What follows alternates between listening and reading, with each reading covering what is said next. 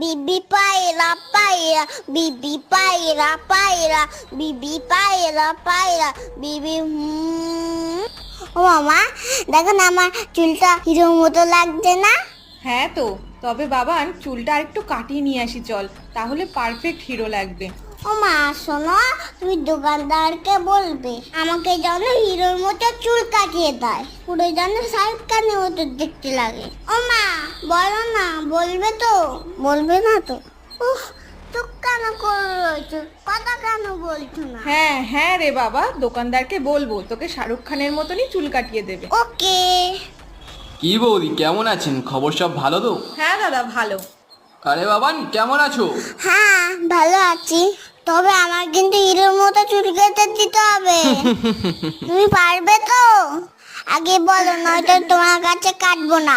সব রকম কাটতে পারি আমি, তুমি এখানে এসে বসো।